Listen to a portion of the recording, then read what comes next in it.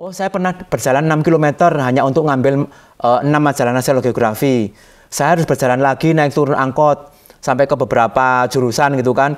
Kemudian dapat 10 buku itu seneng gitu loh, karena yang ada di otak saya ketika nanti saya pulang, buku ini jadi rebutannya teman-teman gitu loh. Jadi kayak rasa capek itu hilang dengan sendirinya.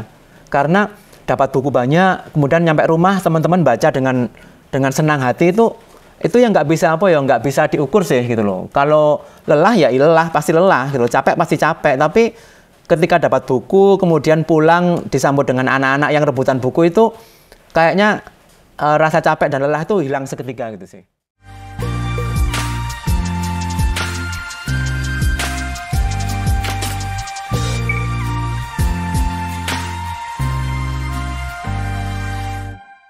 Assalamualaikum warahmatullahi wabarakatuh. Selamat datang di Tugu Inspirasi, membincang inspirasi dengan orang-orang hebat. Kali ini saya bersama Mas Eko Cahyono, founder perpustakaan Anak Bangsa di Desa Sukopuro, Kecamatan Jabung, Kabupaten Malang. Mas Eko Cahyono ini adalah salah satu pemuda berdampak di Indonesia yang luar biasa dan yang mungkin bisa menjadi refleksi kalau tanggal 25 ini adalah Hari Guru, refleksi bagaimana Mas Eko Cahyono itu meskipun bukan guru tapi ikut serta mencerdaskan kehidupan berbangsa dan bernegara, kira-kira seperti itu. Beliau tidak main-main, 25 tahun menyediakan buku gratis bagi anak di pedalaman Desa Sukopuro. Desa ini kalau dari Kota Malang sekitar 1 jam, Mas ya, 1 jam. Ini agak mendalam, tapi yang dilakukan Mas Eko ini sejak Juni 98 menurut saya sangat berdampak dan sangat patut kita apresiasi. Salah satunya dengan bagaimana menghadirkan Mas Eko di perbincangan ini. Ya, Mas, mungkin kita langsung ini, Mas, langsung 25 tahun kan ini sangat panjang, Mas ya. Langsung kepada angka saja, Mas. Misal perpustakaan ini punya berapa ribu orang atau anggota yang pernah ke sini, Mas, kira-kira, Mas? Terima kasih untuk bincang-bincangnya siang ini. Perkenalkan, saya Eko Cahyono. Saya asli dari Sukopuro. Kebetulan saya suka membaca. Jadi karena saya suka membaca, akhirnya saya membuka dan membuat perpustakaan. Kalau ditanya berapa buku yang sudah saya sediakan di perpustakaan Anak Bangsa, sampai hari ini total buku yang masuk dan dipinjam teman-teman anggota itu sekitar 100.000 atau sekitar 108 ribuan lah gitu. Eksemplar ya teman-teman ya, jadi bukan judul. Kalau eksemplarnya sekitar 108.000 eksemplar. Kenapa saya bisa bilang angka seperti itu? Karena setiap kali ada buku yang masuk, walaupun cuma 1 eksemplar, 2 eksemplar, 10 eksemplar, bahkan hari ini saya dapat 1000 eksemplar, itu saya tulis satu-satu judul bukunya. Jadi saya punya buku besar. Jadi buku besar itu mencatat semua buku yang masuk dan identitas bukunya. Jadi misalkan tanggal 1 Januari 2020 dapat 10 buku dari Ibu Ani di Kota Malang. Nomor teleponnya ini, alamatnya ini, tuh saya tulis, teman-teman. Saya tulis alamat donaturnya. Buku manual apa di laptop, Mas? Saya tulis manual. Saya tulis manual, alamat donaturnya, namanya, kemudian judul buku satu-satu, misalkan 1 buku Ketika Cinta Bertasbih, 1 buku Di Atas Mihrab Cinta, 1 buku The Secret, 1 buku Nasional Geografi, 1 majalah Femina, itu saya tulis satu-satu. Semuanya saya tulis satu-satu, sehingga sampai hari ini saya bisa menghitung dan saya punya data jumlah total eksemplar buku yang kami punya, gitu sih, Mas. Oke. 90.000 judul buku, dan orang yang pernah ke sini, meskipun ini sekitar 12.000 orang, Mas ya? Jadi gini, saya itu punya anggota aktif, saya punya anggota resmi dan punya anggota yang ilegal atau tidak resmi. Jadi gini, kenapa ada anggota resmi dan anggota tidak resmi? Anggota resmi itu anggota yang datang ke perpustakaan, kemudian pinjam buku di sini, dibawa pulang, dan dicatat di sini. Itu anggota resmi. Misalkan si Adi dari Batu datang ke sini, berarti si Adi itu anggota resmi karena pinjam dan datang di sini. Tapi ada juga yang anggota tidak resmi. Tidak resmi itu berarti misalkan ya, si Adi dari Batu pinjam 10 buku. Sama si Adi dipinjamkan tetangganya di Batu. Nah, berarti tetangganya yang pinjam itu anggota yang tidak resmi. Karena tidak tercatat dan tidak datang di sini. Nah, kalau anggota resmi saya, anggota resmi Perpustakaan Anak Bangsa, dari tahun 98 sampai tahun 2023 itu ada sekitar 12.000 orang. Itu dari semua tempat, ada yang dari Malang juga, ada yang dari Madura, ada yang dari Bali, ada yang dari Jakarta, ada yang dari Jogja. Sedangkan untuk anggota yang tidak resmi, saya tidak bisa menghitung. Karena itu bisa lebih banyak daripada yang anggota resmi. Ya itu tadi contohnya, misalkan Adi dari Batu pinjam 10 buku, anggota resminya cuma Adi, tapi sama Adi dipinjamkan temannya di kampung, dipinjamkan teman kerjanya, dipinjamkan mungkin dia kuliah, dipinjamkan teman kampusnya, itu saya tidak bisa mendeteksi siapa yang anggota tidak resminya. Oke. Sebanyak itu. Siap, jadi dampaknya luar biasa ya kalau kita bicara angka, dan ini gratis sama sekali, nggak ada dipungut biaya Mas ya. Oke Mas, kita flashback ke belakang Mas, 25 tahun yang lalu, nah itu kenapa Mas mendirikan perpustakaan ini, gimana asal mulanya itu Mas? Kalau kita flashback ke belakang ya, saya tuh kadang-kadang nggak percaya teman-teman. Jadi saya tuh kadang-kadang ketika merenung sampai detik ini pun saya kadang nggak percaya, karena dulu saya yang awalnya tidak punya buku satu pun jadi sekian banyak. Yang awalnya cuma sekedar membaca, jadi banyak yang datang ke sini untuk ikut-ikutan membaca. Jadi kalau ditanya kenapa saya membuat perpustakaan, alasannya cuma satu, karena saya suka membaca.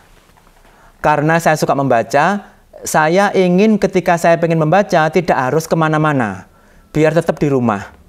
Jadi karena saya suka membaca, saya ngumpulin buku-buku, saya ngumpulin majalah, saya membuat perpustakaan. Yang awalnya untuk diri saya sendiri. Tapi ketika itu karena rumah saya terbuka untuk teman-teman, banyak teman main datang ke rumah, kemudian tertarik dengan majalah, tertarik dengan poster-poster, tertarik dengan bacaan, mereka kemudian membaca gitu loh. Tanpa saya suruh, tanpa saya paksa. Jadi ketika buku saya taruh di atas meja, saya taruh di halaman, mereka kemudian dengan senangnya itu membaca. Nah dari situ kemudian kepikiran bagaimana kalau koleksi buku saya juga saya buat untuk umum seperti itu. Jadi kenapa saya membuka perpustakaan? Karena saya suka membaca. Itu aja sih. Itu memang motivasi saya yang utama sih. Alasan saya kenapa membuat perpustakaan karena saya suka membaca. Jadi misalkan kalau sekarang banyak yang bertanya, Mas sekarang kan zaman teknologi IT, semuanya sudah e-digital gitu kan, e-library, bagaimana kalau buku itu nggak laku? Kalau saya pribadi, saya tidak peduli dengan itu, karena ketika saya suka membaca, saya cuma senang buku fisik gitu sih. Jadi, kalaupun nggak ada yang membaca, saya baca sendiri, karena kembali ke awal, kenapa saya membuka perpustakaan, karena saya suka membaca. Jadi ketika suatu saat, misalkan 10 tahun lagi tidak ada yang datang ke perpustakaan, karena mereka sudah beralih ke digital, saya baca sendiri bukunya, saya suka membaca. Itu sih, sesimpel itu gitu loh.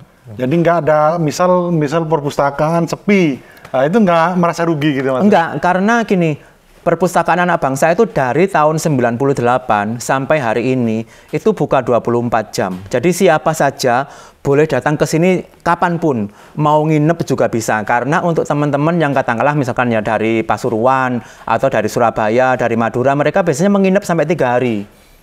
Jadi mereka langsung di sini menginap 3 hari, kemudian pulang langsung bawa 60 buku, langsung bawa 70 buku. Dan banyak nggak kembali juga ya? Banyak buku yang belum kembali.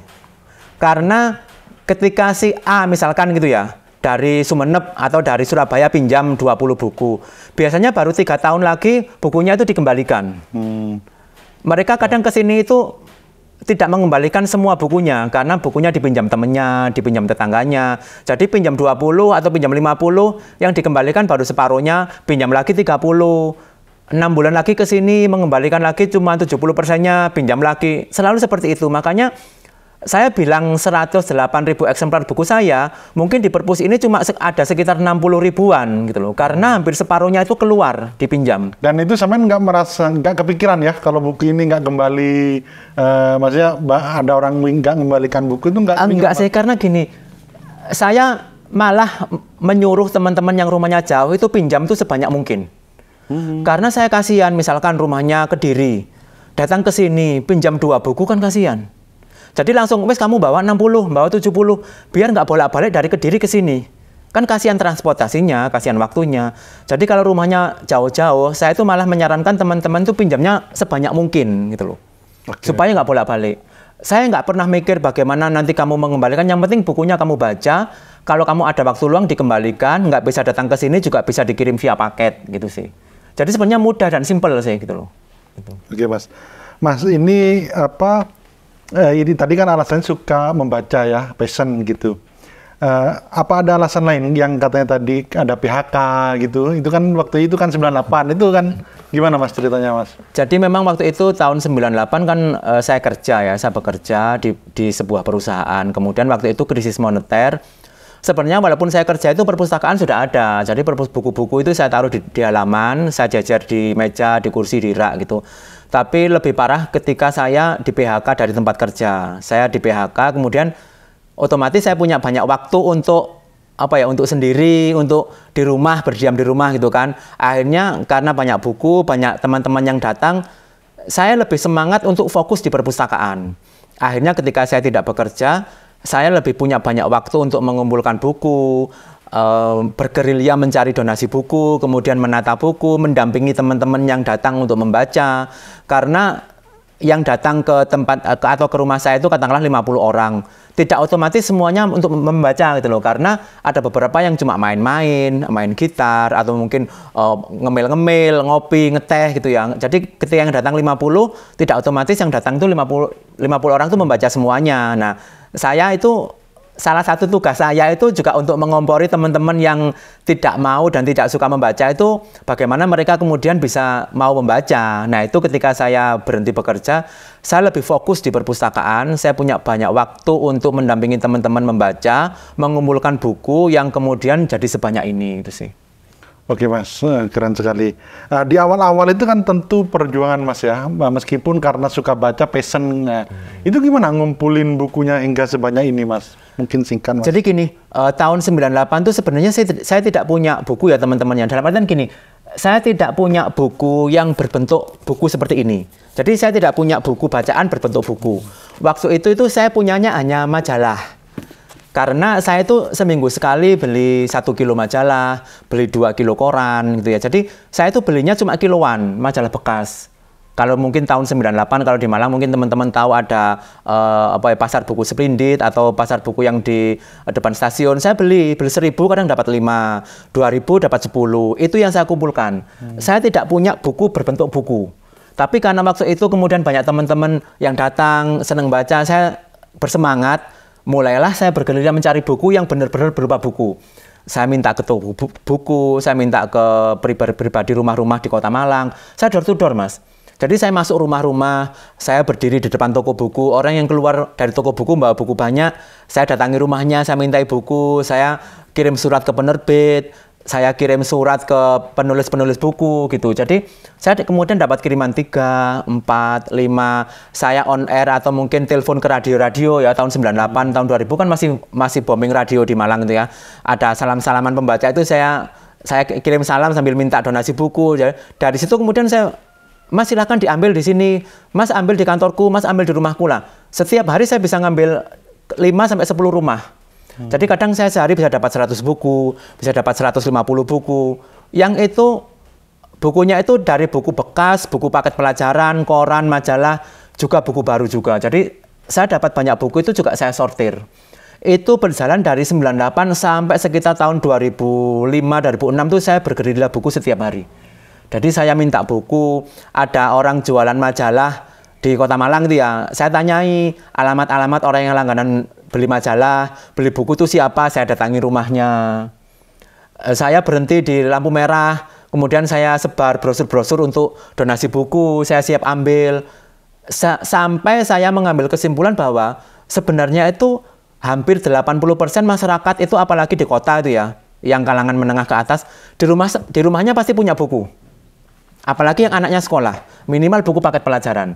Cuma mereka tidak tahu bukunya itu mau diapain. Ketika saya datang, saya minta, dengan senang hati pasti dikasih gitu loh.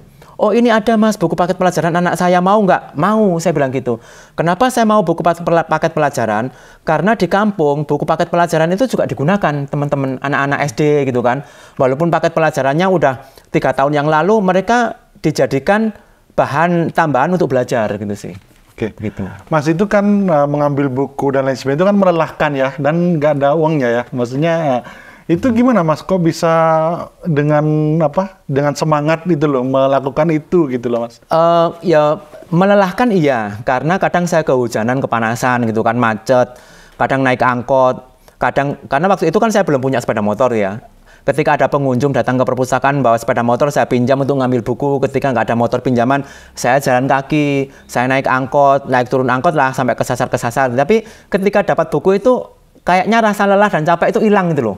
Karena, oh saya pernah berjalan 6 km hanya untuk ngambil 6 majalah nasional geografi.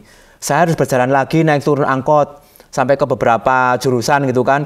Kemudian dapat 10 buku itu seneng gitu loh, karena yang ada di otak saya ketika nanti saya pulang, buku ini jadi rebutannya teman-teman gitu loh.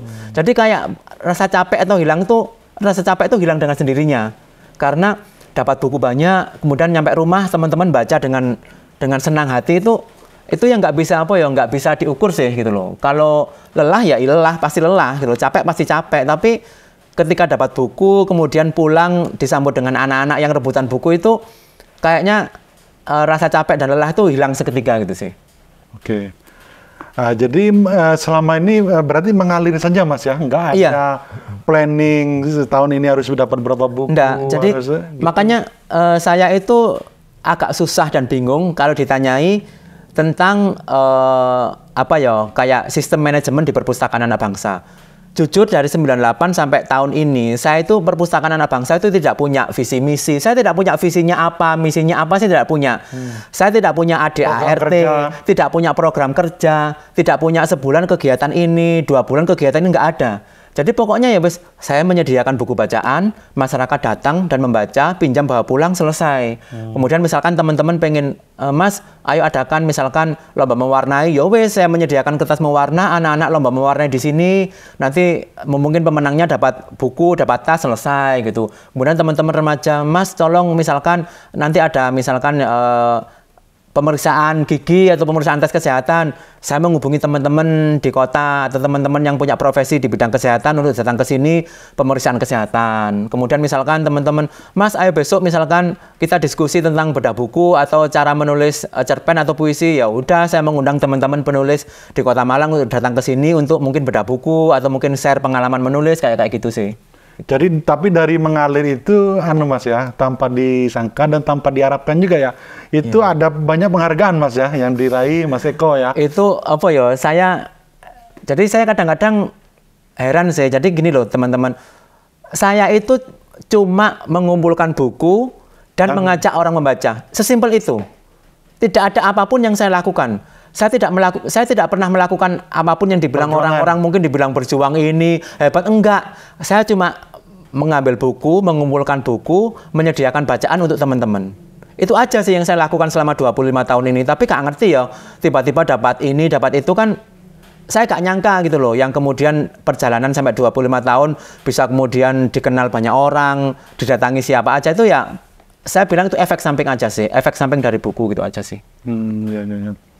Kalau penghargaan yang paling prestis apa Mas yang pernah diraih Mas? Apa yo?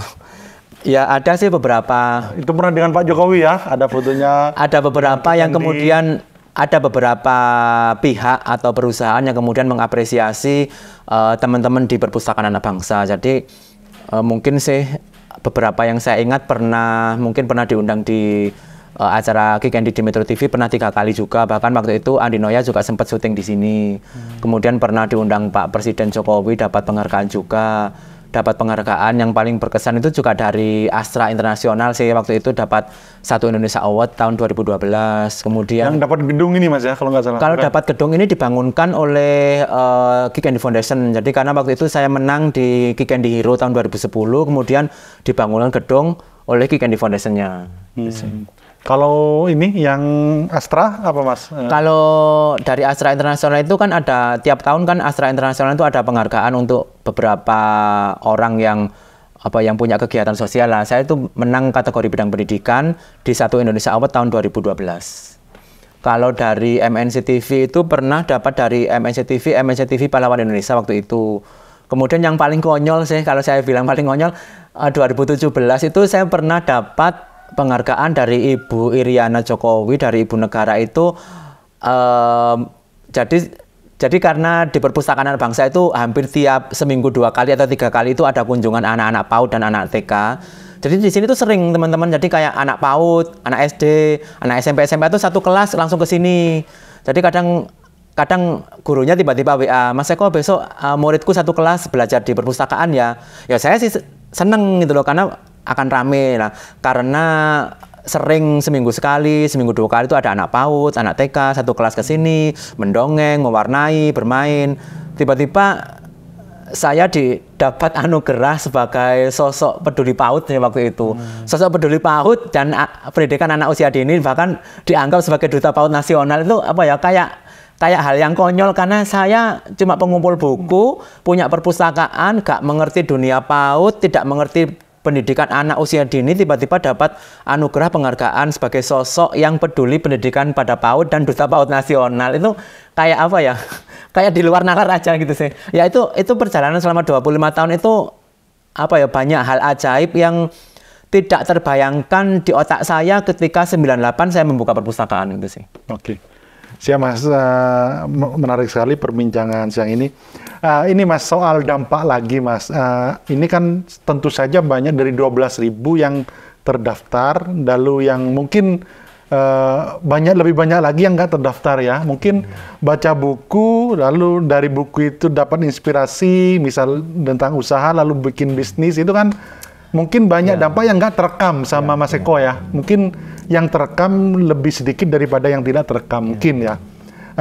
Kalau yang terekam apa Mas, dampak yang menarik menurut Mas Eko? Jadi kalau ditanya kenapa saya bisa bertahan sampai 25 tahun, karena ada hal-hal ajaib, ada banyak peristiwa yang kemudian ketika saya ingat itu mesti membuat saya merinding. Yang itu sebenarnya tidak sengaja. Misalkan gitu ya, si A, dia awalnya jadi office boy di sebuah perusahaan. Dia datang ke perpustakaan, nggak sengaja merapikan buku di rak, kemudian ada buku jatuh, judulnya buku Cara Beternak Kelinci. Karena dia punya halaman di belakang rumahnya, bekas kandang kambing, kemudian karena membaca cara beternak kelinci, kemudian dia mulai usaha beli kelinci 2, 3, 4, buat kandang kelinci. Sekarang dia punya hampir 500 sampai 1000 ekor kelinci dan punya usaha peternakan kelinci yang mensuplai daging kelinci di beberapa rumah makan dan restoran di Kota Malang.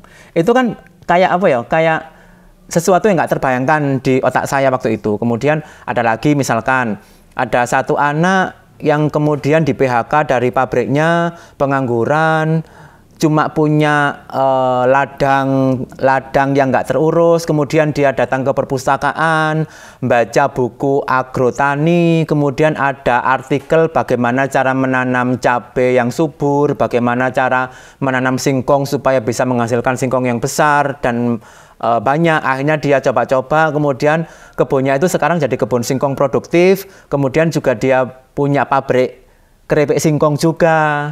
Kemudian dia jadi pengusaha keripik singkong dan bisa memasukkan produknya ke beberapa outlet oleh-oleh di Kota Malang. Itu kan wow banget gitu loh. Kemudian ketika ada seseorang yang buta huruf, tidak suka membaca, tidak sekolah, karena tiap hari datang ke perpustakaan hanya untuk main musik, kemudian lihat majalah yang asik, dia membuka, membaca, sampai kemudian mau belajar, bisa membaca, kemudian saya rayu mau kejar paket A, mau kejar paket B juga mau, sampai lulus kejar paket C, kemudian saya carikan beasiswa di sebuah kampus. Dia yang awalnya buta huruf, kemudian kejar paket A, kejar paket B, kejar paket C, sampai kemudian kuliah jurusan pendidikan, lulus, dan hari ini dia ada di guru. Itu kan hal yang menurut saya itu nggak masuk akal gitu loh. Kemudian misalkan yang ini Mas, mungkin cerita yang humanis soal Mbak Minah itu yang ada sih. Jadi teman-teman saya itu punya banyak 1000 kisah yang ya lucu, unik, konyol juga gitu loh. Jadi gini, saya punya anggota namanya itu Mbak Minah. Mbak Minah itu dari 3 desa sebelah. Jadi dia itu kalau ke perpustakaan itu perjalanannya sekitar bisa dikatakan 30-45 menit lah dari rumahnya ke perpustakaan. Mbak Minah itu tipe perempuan sejati. Kenapa saya bilang tipe perempuan sejati? Karena bacaannya kalau ke perpustakaan itu kalau bukan majalah Femina, ya majalah Kartini. Mbak Minah tidak pernah mau membaca selain majalah Femina dan majalah Kartini. Jadi memang dia itu tipe perempuan sejati, ibu rumah tangga sejati, orang kampung. Mbak Minah menikah dengan Kang Samin 12 tahun tidak punya anak. Mohon maaf kalau saya bicaranya belak-belakan teman-teman ya. Jadi mungkin kalau teman-teman tahu ada emansipasi, ada era Kartini, ada apalah gitu ya. Tapi kalau di kampung dari zaman Gajah Mada sampai zaman sekarang, kalau ada orang menikah tidak punya anak, yang salah pasti perempuannya, yang mandul pasti istrinya. Itu sudah paten, tidak bisa diganggu gugat. Terserah ada emansipasi ABCDFG, nggak peduli orang kampung. Kalau ada orang menikah nggak punya anak, yang salah perempuannya. Kang Samin itu dari keluarga keturunan keraton di satu kota di Indonesia. Nah, Kang Samin itu dituntut keluarganya untuk punya anak. Karena kalau nggak punya anak, Kang Samin itu tidak dapat warisan dari keluarga ningratnya. Mbak Minah sebagai istri disalahkan karena 12 tahun dengan berbagai cara tidak punya anak. Hari itu Mbak Minah datang ke perpustakaan, kemudian mengambil majalah Femina, mengambil majalah Kartini, tapi ketika saya lihat, Mbak Minah itu menangis teman-teman. Dia agak-agak sedu-sedan kayak gitu. Kemudian saya tanyai, Mbak Minah kenapa? Ternyata teman-teman Mbak Minah itu mau diceraikan oleh Kang Samin dan sudah proses ke pengadilan. Karena Kang Samin mau menikah lagi dengan perempuan yang subur, yang bisa memberikan keturunan supaya dapat warisan dari keluarga ningratnya. Mbak Minah cerita ke saya, dia manut, dia nggak mau protes, dia akan menuruti kehendak suaminya untuk bercerai. Kemudian Mbak Minah punya rencana, setelah bercerai, Mbak Minah akan jadi TKW ke Hong Kong. Kerja, cari duit yang banyak, pulang bawa uang banyak. Hari itu saya ditelepon oleh ibu veteran teman-teman. Saya tidak tahu namanya siapa, karena rumahnya di Jalan Veteran, saya menyebutnya ibu veteran. Ibu veteran telepon ke saya. Enggak ke saya sih, telepon rumah yang di sebelah perpustakaan. Karena waktu itu saya belum punya telepon. Jadi di tempat saya itu rumah sebelah perpustakaan itu punya telepon rumah. Nah, ibu veteran itu telepon ke rumah tetangga saya, kemudian saya dipanggil, saya menjawab. Jadi ibu veteran itu mau pindah ke Surabaya. Di rumahnya ada 4 karung majalah Femina. Jadi ibu veteran itu langganan majalah Femina dari tahun 80-an sampai tahun 2000-an. Saya ditelepon, Mas Eko kalau mau majalah Femina, silahkan datang ke rumah saya tunggu jam 10. Kalau sampai jam 10 Mas Eko tidak datang, majalah Femina akan saya lowakkan ke tukang rosokan. Karena saya merasa dapat rezeki, saya langsung pinjam sepeda motor teman saya, datang ke veteran, nyari alamatnya, ketemulah dengan ibu veteran. Karena 4 karung, saya harus bolak-balik itu 2 kali teman-teman. Jadi saya membawa 2 karung yang pertama, Mbak Minah masih di perpustakaan. Saya bilang ke Mbak Minah tolong ditata majalah ini, saya masih ambil lagi ke ibu veteran. Saya balik lagi ke Malang, saya pulang lagi bawa 2 karung, Mbak Minah sudah nggak ada teman-teman. Mbak Minah sudah tidak ada, cuma di meja itu ada tulisan kertas. Tulisannya dari Mbak Minah gini, Eko, aku pinjam 4 majalah Femina yang dari ibu veteran tadi.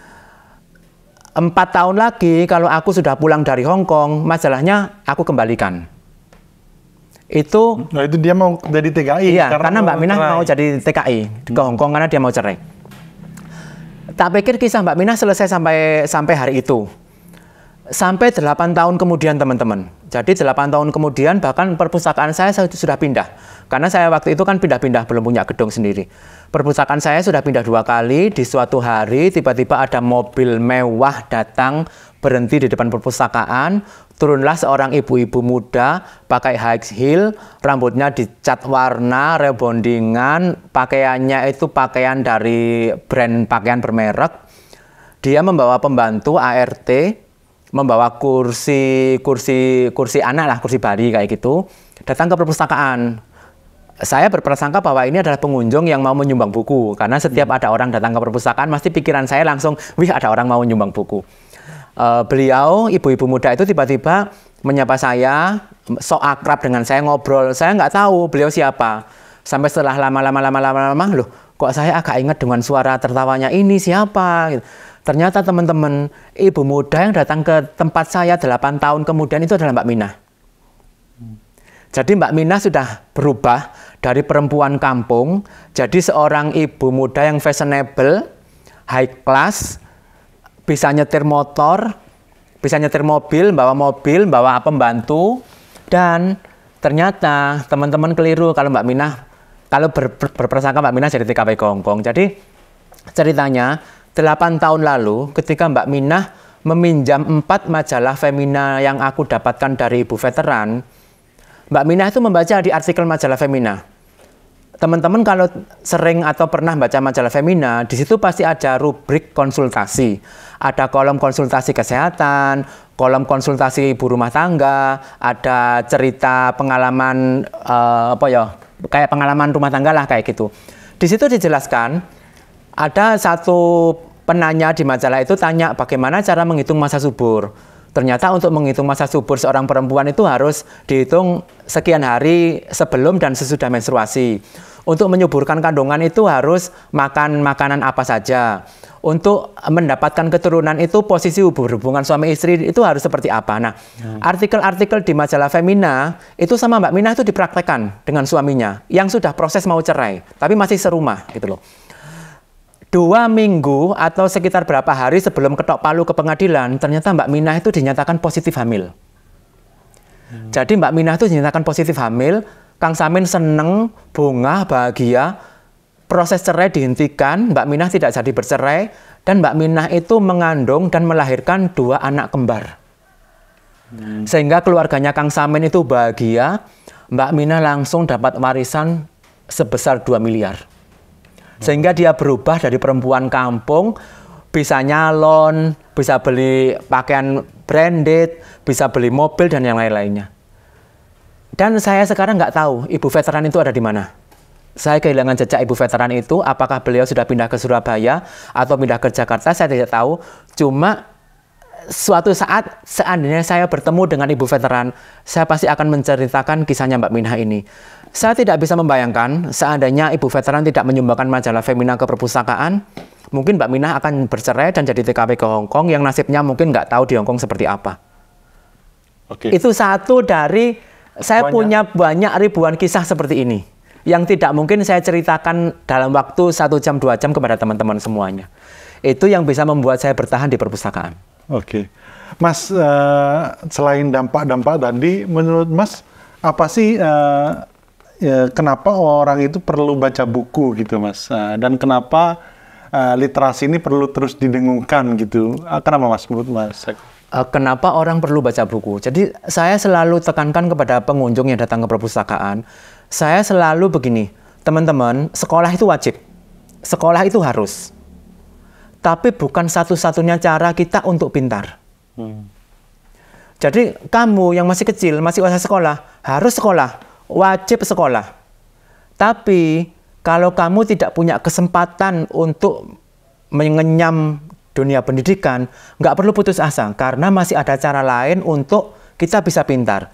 Salah satunya dengan membaca buku.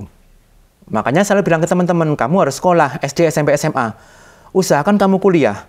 Tapi ketika ada banyak hal yang mungkin menghalangi mereka untuk mengenyam pendidikan di tempat pendidikan resmi, saya selalu kemudian memberikan alternatif. Baca buku, Rek, gitu loh. Silahkan baca buku. Kenapa? Karena dalam satu buku itu ada 1 juta ilmu. Saya setuju dengan pendapat bahwa buku adalah jendela dunia. Iya, benar. Cuma selama ini masyarakat atau kita selalu dikungkung bahwa buku adalah jendela dunia. Titik. Itu yang saya kurang setuju. Padahal menurut saya buku adalah jendela dunia itu bukan titik, tapi masih koma. Buku adalah jendela dunia dan membaca adalah kuncinya. Sekarang bagaimana kita bisa membuka jendela kalau kita nggak punya kunci? Berarti kita akan berada di dalam ruangan yang cuma melihat dunia itu dari dalam ruangan. Kita tidak bisa berlari keluar untuk menikmati indahnya dunia kalau kita tidak membaca buku. Jadi harus kita luruskan. Buku adalah jendela dunia dan membaca adalah kuncinya. Sehingga kita tidak menumpuk buku tok. Kita tidak membeli buku, ditumpuk di rumah enggak. Tapi kita baca. Supaya kita bisa punya kunci untuk membuka jendela dunia itu. Dan ujung-ujungnya kita bisa berlari ke seluruh penjuru dunia. Oke. Itu yang kemudian ingin saya tekankan pada teman-teman yang biasanya datang ke perpustakaan, gitu sih Mas. Mas, itu ada jargon bagus itu. Leader is reader. Jadi pemimpin yang baik itu kadang adalah pembaca yang baik. Nah, itu apa setuju Mas? Kalau di dunia ada Bill Gates, itu kan dia merekomendasikan tiap tahun itu apa buku bagus yang dia baca di tahun itu. Nah, sama setuju nggak Mas soal itu Mas? Leader is reader. Ya pastinya benar juga sih ya, karena gini, semakin kita sering membaca buku, itu kita akan sadar bahwa semakin banyak hal yang belum kita ketahui. Mungkin saya atau mungkin teman-teman yang nggak membaca buku, kita kadang beranggapan, oh aku sudah tahu ini gitu ya. Tapi ketika kita membaca, oh ternyata banyak hal yang belum kita ketahui. Ada banyak ilmu, ada banyak penemuan, ada banyak pengetahuan yang belum kita ketahui. Jadi semakin banyak membaca buku, pasti pengetahuannya semakin meningkat. Kemudian ketika pengetahuannya semakin meningkat, pola pikirnya juga akan semakin baik. Memanage hidupnya juga akan semakin lebih teratur. Kemudian kalau aku kadang punya pikiran gini, orang yang suka membaca buku, biasanya itu orangnya sabar, teman-teman. Karena kalau orang nggak sabar, nggak mungkin telaten membaca dari halaman pertama sampai halaman 200. Jadi rata-rata orang yang suka membaca buku, pasti orangnya bisa dipastikan sabar. Oh gitu ya. Dan jadi sebagai latihan juga ya, latihan psikis. Terapi, karena itu terapi juga sih, terapi untuk melatih kesabaran. Sekarang bagaimana nggak sabar, sedangkan bukunya 1000 halaman. Harus sabar dari halaman pertama, 10, 50, 100, itu kan berarti orangnya sabar. Kemudian pengalamanku 25 tahun di perpustakaan, orang yang suka membaca buku, dia itu tidak mudah terprovokasi. Karena pasti akan punya pola pikir, misalkan gitu ya, ada satu kejadian, seorang yang suka membaca buku itu tidak akan langsung memvonis atau menghakimi, oh ini seperti ini enggak. Dia pasti akan melihat latar belakangnya seperti apa, motifnya bagaimana, penyebabnya apa, solusinya bagaimana. Orang yang sering baca buku dan suka baca buku akan berpikir 2-5 kali lipat untuk kayak mengambil kesimpulan gitu loh. Karena dia akan punya analisis gitu loh. Dia akan punya analisa, oh ya, kenapa ini terjadi? Pasti seperti ini gitu sih. Itu ketika saya bersentuhan dengan buku selama 25 tahun, karena jujur ya, setiap anggota saya atau anggota perpustakaan, karena saya tahu dari ketika dia TK sampai dia SMA, sampai kemudian dia bekerja, saya tahu perkembangannya antara yang suka membaca dengan yang enggak. Kita ambil contoh misalkan gitu ya, seorang ibu rumah tangga aja yang suka membaca buku dengan yang tidak suka membaca buku, pola asuh pada anaknya pasti udah berbeda. Iya. Pasti ada perbedaan gitu sih. Kemudian anak-anak yang mungkin sekarang sedang bekerja, yang suka membaca buku dengan yang tidak suka membaca buku, cara memanage uang, cara mengatur keuangan udah berbeda. Itu yang saya ketahui dari teman-teman yang sering datang kemudian sering ngobrol diskusi dengan saya. Begitu sih. Oke Mas, tapi kalau saya menambahin Mas ya, tapi kayaknya perlu orang itu ini Mas ya, tahu tujuan hidupnya, lalu membaca yang sesuai mengarah ke tujuan itu gitu Mas ya. Kalau dibaca semua nanti kan overload juga nanti Mas. Gimana, jadi gini Mas, banyak orang beranggapan gini, teman-teman pasti tahu lah, searching di Google gitu ya, minat baca masyarakat Indonesia itu pasti dibilang rendah. Semua orang mempercayai dan mengamini bahwa minat baca masyarakat Indonesia itu rendah. Nomor 61 dari 63 negara, cuma 1 dari 1000 orang yang membaca. Semua survei lembaga A, B, C, D, E, F, G lah, pasti mengatakan minat baca masyarakat Indonesia itu rendah. Saya sebagai pustakawan ya, kalau saya mau berani bilang pustakawan, saya sebagai orang yang bersentuhan dengan buku selama 25 tahun, saya itu orang yang tidak percaya sama sekali dengan survei itu. Bahkan, saya berani bilang, haram hukumnya bagi seorang pustakawan untuk mempercayai bahwa survei minat baca masyarakat Indonesia itu rendah. Karena sebenarnya bukan minat bacanya yang rendah. 25 tahun saya di perpustakaan, saya ngasih buku pada siapapun, nggak ada loh yang menolak. Hei, tak kasih buku, nggak mau, nggak ada, pasti mau. Bahkan berebut buku. Terus kenapa surveinya itu rendah? Karena surveinya itu harus direvisi. Kalimatnya harus direvisi. Bukan minat bacanya yang rendah, tapi ketersediaan bukunya yang tidak ada, teman-teman. Kayak di sini misal kalau mau ngakses perpustakaan kota jauh Mas. Jauh. Nggak mungkin Mas ya? Nggak mungkin. Nggak mungkin orang kampung datang ke perpustakaan kota. Transportnya aja butuh berapa, waktunya berapa jam. Sehingga mereka nggak bisa membaca. Surveinya masyarakat nggak membaca. Jadi bukan minat bacanya rendah, tapi karena bukunya yang tidak ada. Saya perpustakaan keliling, berangkat jam 7 pagi, bawa 500 buku. Pulang jam 5 sore, kadang tinggal 30 buku. Yang 470 buku kapan itu, Mas? Dipinjam loh. Dari dulu saya perpustakaan keliling, Mas. Jadi ketika saya punya waktu luang, karena saya tahu tidak semua orang itu punya waktu dan kesempatan datang untuk ke perpustakaan. Saya datangi mereka. Tanggung jawab moral saya, kalau saya ingin mengajak masyarakat membaca, saya harus memberi buku pada mereka. Saya datangi rumahnya, saya datang ke desa A, desa B, desa C, bawa 500 buku. Pulang sore hari, buku saya tinggal 30, tinggal 40. Semua orang mau loh membaca. Jadi yang pertama, bukan minat bacanya yang rendah, tapi ketersediaan bukunya yang tidak ada. Mengakses bukunya yang sulit. Pinjam buku di perpustakaannya yang ribet. Sehingga orang malas datang ke perpustakaan untuk membaca. Itu yang pertama. Yang kedua, bukunya tidak sesuai dengan kebutuhan teman-teman. Saya, kalau ke perpustakaan keliling, ke sebuah kampung, pedesaan, saya tidak mungkin membawa buku Suhoji. Saya tidak mungkin membawa bukunya Pram. Saya tidak mungkin membawa bukunya Agatha Christie. Saya tidak mungkin membawa bukunya Steve Jobs. Saya tidak mungkin membawa bukunya Ari Ginanjar. Saya tidak mungkin membawa bukunya Agus Mustafa, atau mungkin bukunya Sujiwo Tejo, bukunya M.H. Najib. Orang kampung nggak mau dan nggak kenal. Saya perpustakaan keliling ke kampung, yang saya bawa apa? Buku-buku pertanian, buku-buku cara bercocok tanam, majalah agrotani, majalah Trubus, majalah Liberty. Orang kampung butuh dan seneng. Saya perpustakaan keliling, katakanlah ke PAUD atau ke sekolah SD. Saya tidak mungkin membawa buku Margate, Mirawe. Saya membawa buku KKPK, saya membawa majalah Donald Bebek, saya membawa buku Dongeng Nusantara. Sesuaikan dengan kebutuhan mereka. Nah, sedangkan kita selama ini jarang ngasih bukunya itu sesuai dengan kebutuhan orang yang targetnya mau kita bidik gitu loh. Saya perpustakaan keliling, kemudian ke Posyandu, atau mungkin ke ibu-ibu arisan. Yang saya bawa apa? Tabloid Nova, tabloid Nyata, majalah Rumah, Idea, Cara Mendidik Anak.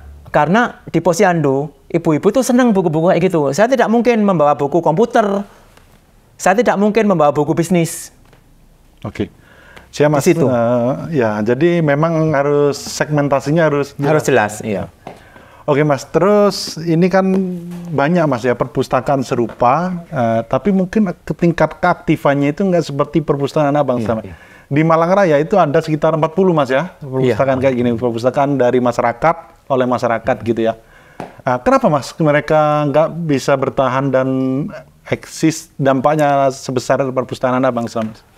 Sebenarnya, mohon maaf ya teman-teman ya, sebenarnya itu banyak sekali perpustakaan di desa, di kampung, di pelosok, di perkotaan juga. Misalkan ya, karena saya di Malang, saya tahu di Malang itu ada sekitar 40-70 perpustakaan, atau sanggar baca, atau taman bacaan, atau galeri baca, lah namanya macam-macam. Ada yang bernama perpustakaan, ada yang namanya taman bacaan masyarakat, ada yang namanya sanggar baca, ada yang namanya galeri baca. Itu banyak teman-teman. Tapi kadang 3 tahun lagi udah mati, 4 tahun lagi udah nggak ada, 8 tahun lagi sudah raib, nggak ada. Kenapa gitu loh? Setelah saya lihat itu banyak faktor sih, banyak faktor yang mendukung dan mempengaruhi sebuah taman bacaan atau perpustakaan itu bisa terus bertahan. Biasanya tempatnya itu kontrak, jadi ketika kontrakannya habis, perpustakaannya juga ikut mati. Kemudian mungkin pengelolanya atau pendirinya pindah kota, ikut suaminya, ikut istrinya. atau mungkin kerjanya kemudian ditugaskan ke luar kota, sehingga perpustakaannya juga ikut pindah dan nggak ada. Kemudian bisa jadi perpustakaannya awal didirikan tujuannya hanya ikut lomba, ketika lombanya selesai, ya wes perpustakaannya wes nggak diperlukan lagi, perpustakaan ditutup. Kemudian ada lagi yang mungkin karena bukunya habis, karena dipinjam masyarakat, belum dikembalikan, sedangkan pengelolanya tidak tahu harus minta buku kemana, sehingga perpustakaannya tutup. Jadi banyak faktor yang mempengaruhi kenapa taman bacaan di masyarakat yang awalnya 60 jadi 20, yang awalnya 100 jadi 50, yaitu beberapa faktornya. Karena kontrakannya pindah, karena bukunya habis, karena pengelolanya kerjanya pindah, atau mungkin karena tujuan dari di awal dibentuknya itu sudah selesai. Dan bisa juga karena pendirinya atau pengelolanya tidak suka membaca. Jadi karena ikut-ikutan, sekarang trending lagi buka perpustakaan, ayo buka perpustakaan di kampung. Padahal dia tidak suka membaca. Jadi akhirnya, terpaksa, Mas, terpaksa ya. Jadi karena ikut tren aja gitu loh. Karena ikut tren aja. Jadi seperti kemarin-kemarin dia, seperti mungkin 4-5 tahun kemarin, semua membuat gerakan membaca. Semua membuat perpustakaan gratis. Tapi ketika itu trennya udah turun, ya wes karena nggak di passionnya, perpustakaannya hilang. Gitu sih. Jadi ada banyak faktor yang mempengaruhi itu. Kembali ke perpustakaan anak bangsa, kenapa bisa bertahan sampai 25 tahun? Karena saya suka membaca. Karena saya sudah menemukan saya sudah menemukan tips bagaimana mengajak orang datang untuk membaca. Saya menemukan cara bagaimana perpustakaan supaya terus ramai dikunjungi. Oke. Kalau perpustakaannya teman-teman sepi mungkin karena jam bukanya tidak sesuai. Perpustakaan buka jam 7 pagi sampai jam 5 sore. Menurut saya itu nggak tepat. Kenapa? Karena orang masyarakat itu jam 7 pagi sampai jam 5 sore itu bekerja. Jadi mending kerja dapat duit daripada datang ke perpustakaan nggak dapat duit. Jam 7 sampai jam 5 anak-anak sekolah mengaji. Mereka pasti disuruh sekolah sama orang tuanya. Nggak disuruh ke perpustakaan. Berarti jam bukanya dirubah. Yang awalnya jam 7 sampai jam 5 dirubah mungkin jam 5 sampai jam 8 malam. Banyak perpustakaan hari Minggu, hari libur tutup. Padahal hari Minggu, hari libur itu waktunya masyarakat ke waktu liburan di perpustakaan. Berarti Minggu dan hari libur perpustakaannya dibuka. Ya, hal-hal kayak gitu sih yang mungkin harus diketahui oleh teman-teman, triknya dan tipsnya supaya perpustakaannya tetap ramai dikunjungi oleh masyarakat. Oke Mas, ini di sesi agak terakhir soal ini Mas, soal disrupsi teknologi internet itu kan ada Mas aplikasi di luar itu, tapi berbahasa Inggris itu Blinkist namanya, itu merangkum banyak buku, lalu cuma buku itu bisa dibaca 15 menit. Nah jadi satu buku rangkumannya itu bisa 15 menit. Nah ini kan mendisrupsi buku cetak gini Mas. Nah, itu gimana menurut sampean Mas? Teknologi itu memang sampai hari ini kan perkembangan teknologi itu kan canggih banget dan benar-benar tidak terfikirkan sebelumnya. Yang awalnya dulu itu hanya berupa buku fisik, sekarang sudah ada e-book. Yang awalnya perpustakaan itu harus berupa gedung, sekarang ada e-library. Yang awalnya untuk membaca buku, nyari buku itu harus 1 jam, 2 jam, sekarang sudah ada sistem katalog DDC atau yang lainnya. Jadi semakin ke sini, teknologi itu kan semakin mempermudah dan membuat segalanya itu instan. Jadi untuk mencari resep kue donat, kita nggak harus berjibaku di gedung perpustakaan, tapi tinggal klik di Google resep mencari kue donat, udah ada.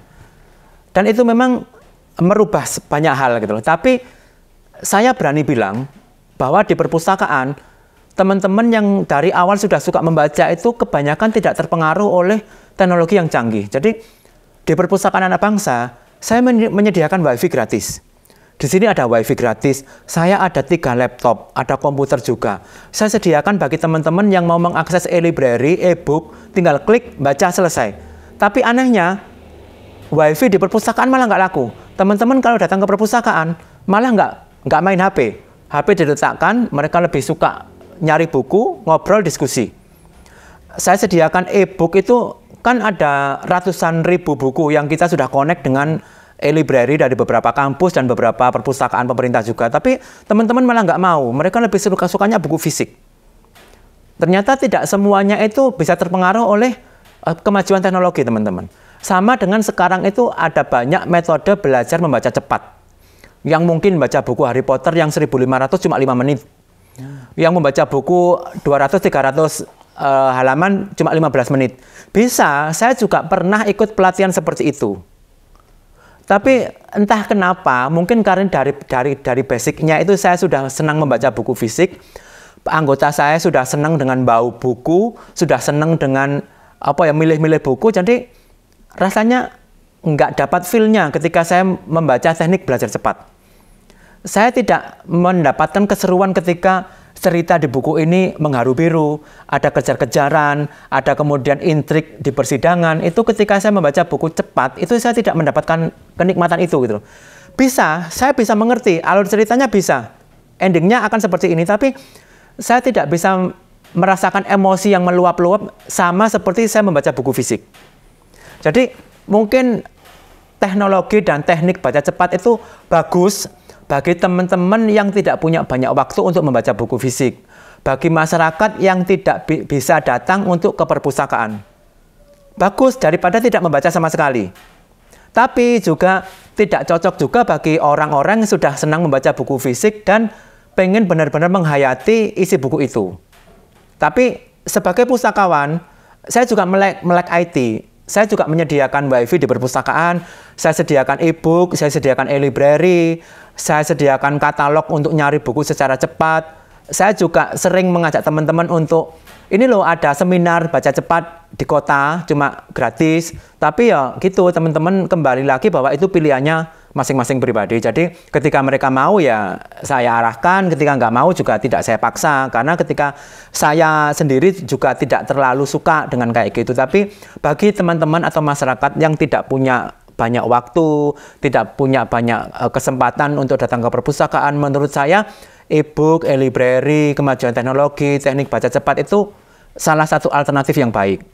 Daripada yang tidak sama Daripada sekali. tidak membaca sama sekali. Apalagi sekarang ada podcast. Intinya kan belajarnya Mas ya. Metodenya bisa macam-macam. Kembali bahwa sekolah itu wajib dan penting, tapi bukan satu-satunya cara untuk belajar. Ada banyak cara bagi kita, bagi masyarakat untuk menambah ilmu pengetahuan, menambah edukasi, wawasan. Salah satunya dengan membaca, dengan keperpustakaan, dan juga dengan memanfaatkan kemajuan teknologi. Seperti itu sih menurut saya. Oke Mas, terakhir ini pesan bagi bagi calon presiden. Nah ini kan perpustakaan ini kan sebenarnya harus di scale up, tidak hanya di Jabungan, harus kalau bisa di seluruh Indonesia. Dan itu sangat mudah kalau ada kebijakan peran negara gitu Mas ya. Apalagi calon presiden kita kan kayaknya suka membaca semua Pak Prabowo, terus Anies, itu juga guru, dosen, lalu Mas Ganjar itu kayaknya suka membaca semua. Leader is leader tadi, sesuai ya dengan 3 capres tadi. Apa Mas pesan bagi capres di dunia perbukuan ini Mas? Kalau saya dulu gini teman-teman, saya dulu tuh berangan-angan gini, seandainya saya ketemu presiden, saya akan ngomong ini. Seandainya saya ketemu menteri pendidikan, saya akan usul dunia pendidikan seperti ini. Ternyata ketika saya ketemu dengan Pak Jokowi pun, dengan ketemu Presiden Joko Widodo, saya tidak bisa bebas ngomong apa yang ingin saya sampaikan. Karena waktu itu yang diundang 20 orang, jadi saya memilih diam dan membiarkan teman-teman 19 yang lainnya untuk usul kepada Pak Presiden. Ketika saya diundang Pak Menteri Pendidikan, waktu itu Pak Muhadjir Effendi, saya juga tidak bisa bebas mengusulkan apa yang ingin saya sampaikan karena waktu itu juga di satu acara, di satu aula yang tidak memberikan kesempatan saya bicara 4 mata dengan Pak Menteri Pendidikan. Kalau sekarang saya ditanya apa yang ingin disampaikan kalau ketemu lagi dengan presiden atau yang ingin disampaikan kepada calon presiden, saya cuma ingin minta beberapa hal yang sebenarnya itu mudah, tapi mungkin berat bagi instansi pemerintah. Yang pertama, buat keputusan dan peraturan semua perpustakaan di Indonesia buka 24 jam. Kalau alasannya tidak ada pegawai, buat 2 shift pagi, shift malam. Kenapa enggak gitu loh? 24 jam. Siapa yang mau baca jam 12 malam, Mas? Saya yakin pasti ada. Kenapa perpustakaan di kampus nggak buka 24 jam? Kan anak-anak mahasiswa bisa ngobrol-ngobrol di kampus 24 jam. Malam-malam daripada nongkrong di kafe, mending nongkrong di perpustakaan. Sip. Itu mungkin kalau ingin masyarakat Indonesia pinter, yang pertama, buka semua perpustakaan pemerintah itu 24 jam non-stop. Dan menurutku itu mudah. Tinggal membuat surat peraturan menteri atau mungkin surat peraturan keputusan presiden. Itu yang pertama sih. Karena saya bergelutnya di dunia perpustakaan, saya mungkin ngomongnya di perpustakaan ya. Jadi memang harus direformasi total perpustakaan yang selama ini ada. Buat perpustakaan itu buka 24 jam. Yang kedua, hapuskan peraturan yang selama ini konyol. Karena banyak peraturan-peraturan konyol di perpustakaan, Mas. Misalkan, pinjam maksimal 2 buku, itu kan konyol. Kenapa sih kalau pinjam maksimal 2 buku? Saya jauh-jauh loh, dari desa ke kota, mau pinjam 5-6 kok nggak boleh? Gitu. Kan konyol banget. Padahal kadang kita mungkin baca bukunya pengen berlama-lama. Jadi bebaskan masyarakat untuk pinjam buku. Boleh loh pinjam 5 buku, boleh pinjam 10 buku. Itu peraturan yang harus direformasi juga gitu. Kemudian kadang kita itu datang ke perpustakaan itu udah apa ya, di otak kita itu wis serem. Nggak boleh bicara di perpustakaan, nggak boleh makan di perpustakaan. Tas jaket harus dititipkan. Jadi kita masuk ke perpustakaan sudah dicurigai untuk mencuri buku. Sehingga kita tuh malas datang ke perpustakaan. Jadi mungkin para pemimpin negara, Pak Menteri, Pak Presiden, saya yakin beliau-beliau orang yang intelek, punya tim yang sangat solid.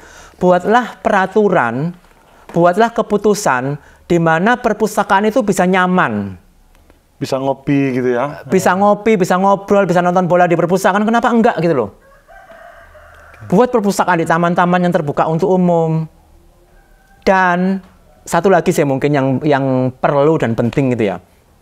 Selama ini masyarakat itu dijejali dan dimanjakan dengan bantuan uang tunai dan sembako. Bisa nggak sih di satu waktu bantuan kepada masyarakat itu berupa buku?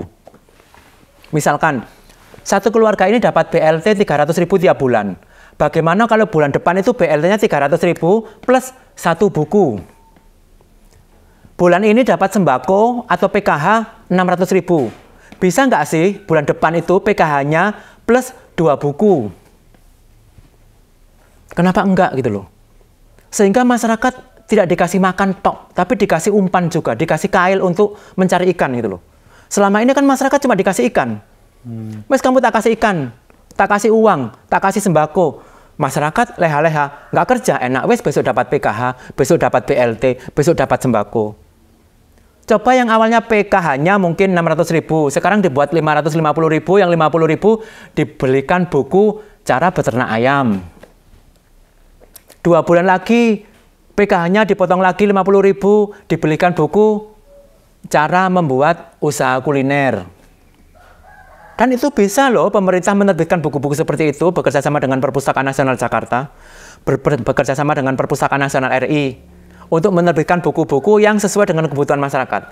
Sehingga masyarakat selain dapat uang, selain dapat sembako, juga dapat bantuan buku. Yang ujung-ujungnya mungkin 2 tahun lagi satu rumah bisa dapat 20 buku loh. Sudah punya perpustakaan di rumahnya. Untuk anak cucunya. Lebih jangka panjang ya? Itu jangka panjangnya. Okay. Karena membaca buku itu efeknya itu mungkin 10 tahun lagi, 20 tahun lagi. Tidak hari ini. Itu sih mungkin makanya kalau saya nanti memilih presiden siapa, ya pasti memilih presiden yang suka baca, yang mau membantu dengan buku gitu loh. Karena saya orangnya perpustakaan gitu loh. Makanya kalau apa sih untuk kepala negara atau mungkin presidennya ya harus merombak total di dunia literasi sih. Intinya mungkin itu beberapa hal yang mungkin bisa dilakukan dengan membuat perpustakaan buka 24 jam, peraturan perpustakaan dilonggarkan, bantuan ke masyarakat juga berupa buku juga gitu sih. Itu sih. Oke, terima kasih. Asik sekali ngobrolan kita siang ini dengan Mas Eko Cahyono, pemuda berdampak di Indonesia asal Kabupaten Malang. Sampai jumpa di tamu-tamu yang lain. Kita banyak belajar kali ini dengan Mas Eko Cahyono soal passion, integritas, dan konsistensi. Dan semoga teman-teman juga belajar ke Mas Eko Cahyono di episode kali ini. Itu saja. Assalamualaikum warahmatullahi wabarakatuh.